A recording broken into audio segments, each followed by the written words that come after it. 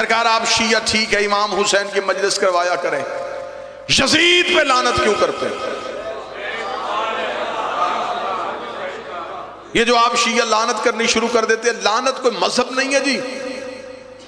آپ شیعہ لعنت کرتے بس اللہ پہ فیصلہ چھوڑ دے، وہ اللہ جسے چاہے جنت میں بھیجے، جسے چاہے دوزخ میں بھیجے، جس نے بھی برا کیا ہوگا خدا سزا دے گا۔ تم شیعہ کون ہوتے ہو لعنت کرنے والے؟ حاجی صاحب صرف کعبہ چوم کے آتے، شیطان کو پتھر کیوں مار کے آئے؟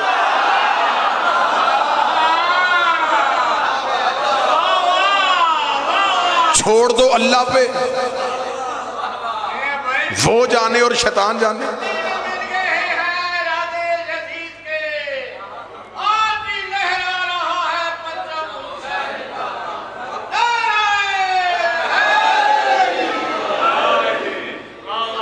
موضوع پسند ہے سرکار؟ شیطان کو پتھر کیوں مارے گا؟ وہاں پہ جو حاجی کنکر نہیں مارے گا اس کا حج مکمل نہیں، چاہے چھپ کے مارے،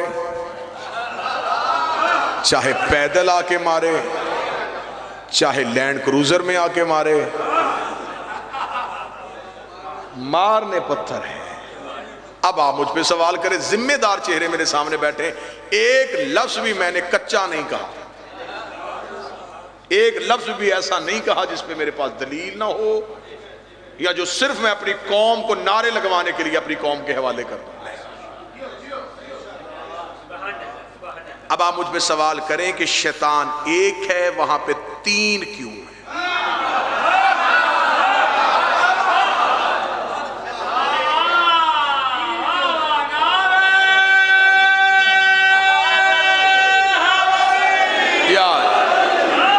سوال کرے نا، قوم پوچھنا شروع کرے۔ جس دن قوم نے پوچھنا شروع کر دیا، خطیب پڑھنا شروع کر دے گا۔ آپ چپ رہتے ہیں، جو پڑھا جاتا ہے آپ اسے دعا دے دیتے، واہ واہ سبحان اللہ، تو پھر قصیدے تو وہی ہوں گے نا، مرحب نو لمبیاں پا۔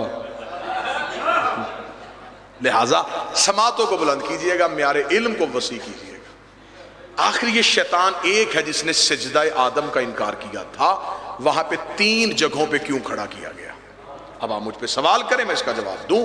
کیونکہ شیطان کو تین جگہوں پہ ابراہیم سے کنکر لگے، تین خلیوں میں شیطان روح بدل کے آیا، کیونکہ اس کے پاس طاقت ہے، یہ بھیس بدل کے آ جاتا ہے۔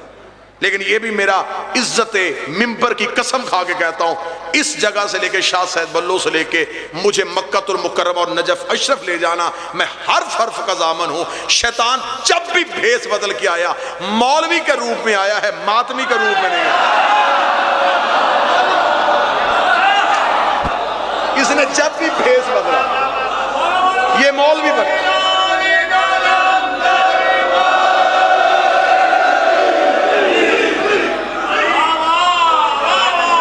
اس کے پاس بھیس ایک ہی ہے، اسی وجہ سے اسے ابلیس کہا جاتا ہے۔ ابلیس لفظ نکلا ہے لباس سے، لباس تبدیل کرنا، یعنی کہ اندر کچھ باہر کچھ، ہر چیز سے ابلیس روکتا ہے۔ قرآن کہتا ہے ان الصلاۃ تنہا عن الفحشاء والمنکر، بے شک نماز برائی سے اور بے حیائی سے روکتی ہے۔ ابلیس بہت بڑا نمازی تھا، نماز نے روکا کیوں نہیں؟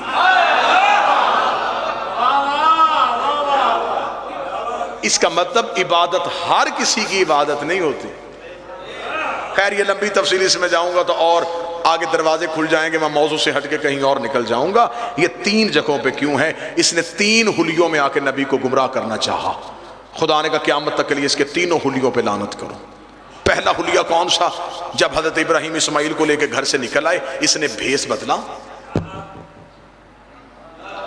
یہ چلا گیا حضرت ابراہیم کے دروازے پہ دستک دی، اندر سے ابراہیم کی بیوی اسماعیل کی ماں جناب ہاجرہ، عزت مآب خاتون، بیوی نے پردے کے اندر سے پوچھا کون ہے؟ بیوی تیرا ہمدرد ہوں۔ میرا ہمدرد؟ کیا چاہتا ہے؟ بیوی سوال پوچھنے آیا ہوں کہ کیا آپ کا بیٹا اسماعیل گھر پہ ہے؟ فرمایا نہیں، وہ اپنے بابا کے ساتھ گیا ہے، ابراہیم کے دوست کے گھر میں کوئی دعوت تھی، کیونکہ قرآن کہتا ہے جناب ابراہیم گھر میں یہی بتا کے گئے تھے۔ فرمایا ابراہیم کے دوست کے گھر میں دعوت ہے اور وہ اسماعیل کو ساتھ لے کے چلے گئے. اس نے کہا نہیں بی بی دعوت پہ کوئی چھری نہیں لے کے جاتا. درود سارے حضرات مل کے بلند آواز سے پڑھیے.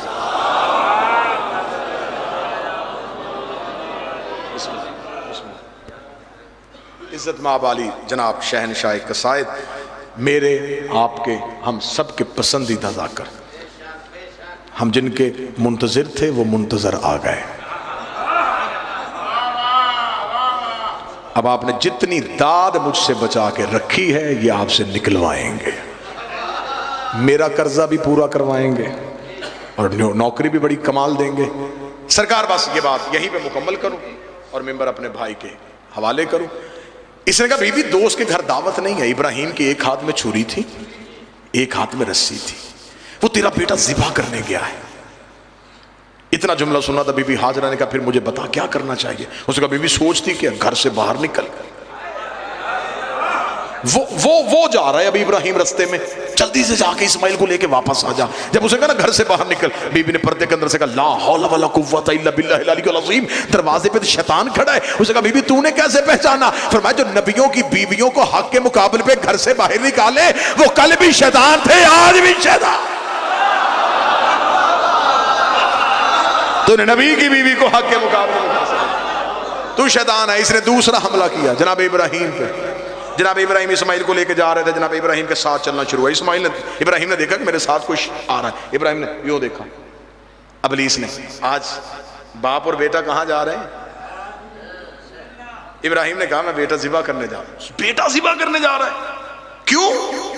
ابراہیم کہتے میں نے خواب دیکھا، اللہ کا صدق تو رویا، پھر میں نے چاہا کہ میں اپنے خواب کو سچا کروں. اسماعیل کا یوں حال، جانے دے، خواب ہم بھی دیکھتے ہیں، ہم نے تو آج تک بیٹے ذبح نہیں کیے.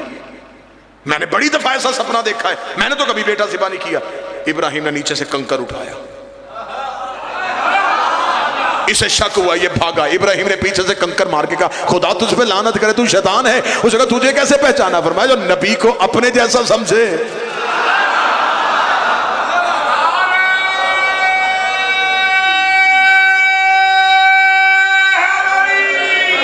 تیسرا اور آخری حملہ کیا اس نے بچپن کے اسماعیل پہ. اسماعیل جا رہے تھے، اسماعیل کے قریب آیا، اسماعیل کو جا کے کہنے لگا اسماعیل واپس پلٹ جا، تیری ماں دروازے پہ انتظار کر رہی ہے، تیرا باپ بوڑھا ہو گیا ہے، بڑھاپے میں دماغ صحیح کام نہیں کرتا، بڑھاپے میں ہر فیصلہ نہیں مانا کرتے. اتنا کہنا تھا بچپن کے نبی نے نیچے سے پتھر اٹھا کے اسماعیل نے ابلیس کے پیچھے بھاگنا شروع کیا. خدا تجھ پہ لعنت کرے تو شیطان ہے، مجھے بہکا رہا ہے. اسے کہا تیری ماں نے پہچانا چپ رہا، تیرے باپ نے پہچانا چپ رہا، تو بھی بچہ، تو نے کیسے پہچانا؟ اسماعیل نے کہا نبی بچپن میں بھی نبی ہوتا ہے، تجھے نہیں پتا جو نبیوں کے دماغ پہ شک کرے وہ کل بھی شیطان تھے آج بھی شیطان.